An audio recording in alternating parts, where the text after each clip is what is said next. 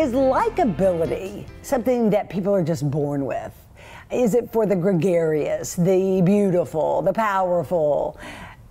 You would be surprised. Dr. Nick joins us this morning with more. Some interesting research. Yes. That came out on what makes someone likable. Yeah, well, and that we're in control of it. We're in control and of it. I found that surprising. We are in control of it. And what I also thought was neat about, before we get into it, it's really all about emotional intelligence.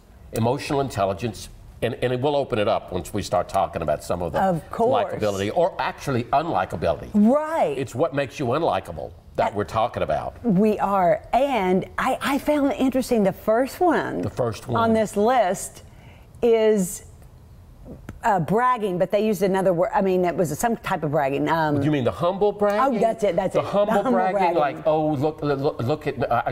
This diet and exercise is just killing me. When they're really wanting you to see how beautiful they look. It's playing false humility is basically what it is. That's so to be likable, you don't throw out false humility. Say, I feel really good about myself. The diet's hard, but I'm doing better. And self-deprecation can be funny sometimes, but when it's a crutch to get compliments, people see right through it. They see right through it. So you see where it begins to come in, and again, now we're talking about emotional intelligence, because that's a life skill. Just like name dropping is one that will make you unlikable. People just simply are not attracted to people who name drop all the time.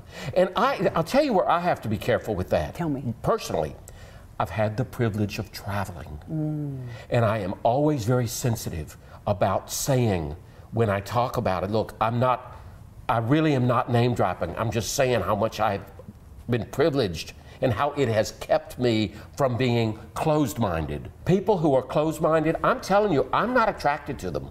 No, me either. I won't judge, but I can pick up when somebody's just not open-minded. I can spend 3 minutes with them and I'm done. It's like it's so narrow. I'm like, wow. And I'll always kind of want to say, have you not traveled enough? Do you not realize that the world is much bigger and that there are many other perspectives? Do you not read a newspaper, or perhaps more than one? More than one, or look at more than one news channel. That's a real problem. We get very closed, right. And so it's almost like you said it to me. Tell me your quote. I loved it. It's so we great. Look for.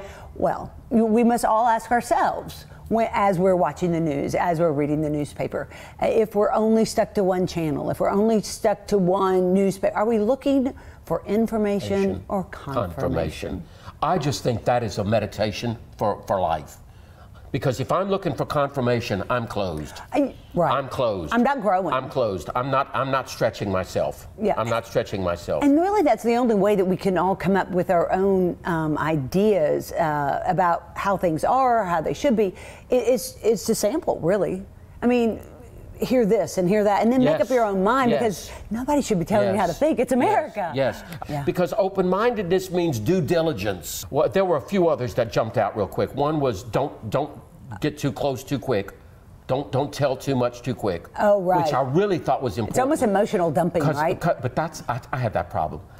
I'm telling you, people will come in and I'm saying, look, I don't have time to get to know you. Can we go to work? And I'm thinking sometimes maybe a little bit more rapport might be good. But tell me. But I do what I do, and I'm all into this segment. You can tell that. You know what I think works? What? I'm curious. What was one of the likability factors? Asking questions. Be curious about other people. Right. Tell me this, tell me that, tell me that, tell me. Questions are really very good. We used to say that's terrible therapy by asking questions. Asking questions are wonderful. Yeah, but I hope I'm not. I don't think I'm telling a secret of yours. But we were talking about this and sharing too much. Is one of those sharing things. Too much. And you said that in relationships, in romantic relationships, you think that's one of your problems. Yes. When I like someone, I've always kind of like, oh, this is great. This is it. Well, it ain't it. And you think you spew it ain't too much. Because then some other things begin to come out. It's like, whoa. It's heavy now. Why did I become that close too quickly? And it's because You're terrible to see that. I am very professional. I'm so sorry. But I think we're all guilty of that in relationships. Whitney. You like somebody a lot and then you don't realize that maybe it's very powerful. Yeah. It's very powerful. All of these factors of likability are powerful.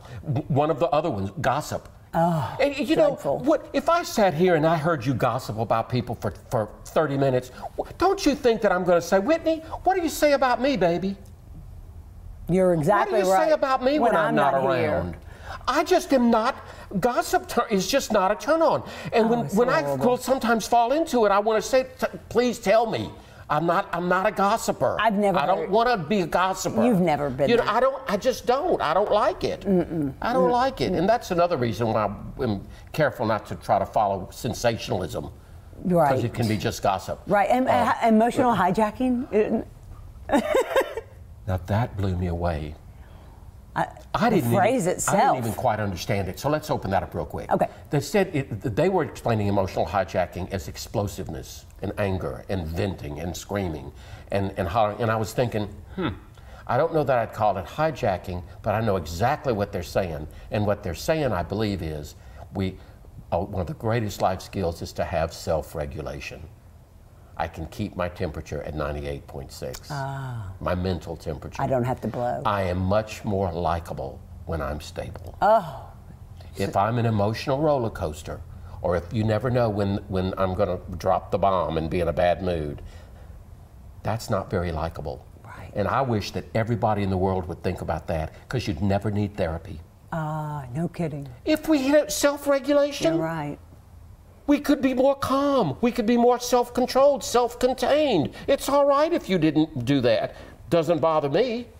Yeah. I don't have to get angry because you did this or you did that, you know, or the house isn't perfect. It's my issue. Oh, right. You know? Right. But I just think emotional I think you have it. I think you have it. Thank you. I've worked at it. Well, I think we've all worked at it. I've worked at it. You know, I used to say that when I was screaming all the time in my younger years, I just screamed because I'm an Arab. And that was your... Yeah, and a good friend of mine finally said to me, you know, Nikki, you don't have to scream. I thought, well, it's in my DNA. No, I don't think it is. So I've kind of stopped screaming. And we'll say to people, you can't scream in here. Yeah. I don't want screaming in my office. Yeah. We'll go out to the woods if you need to beat the tree. So likability is in our control. Likability is in our control, and let's all work at being more likable. It doesn't mean we're looking for approval. Right. It just means we're likable. People like to be around like people. Yes, yes, yes, and the world will be a better place. A better place. And on that note, Dr. And Nick, on that note, I thank you. We're likable. Have a beautiful Sunday. Likable. More of Weekends with Whitney after this.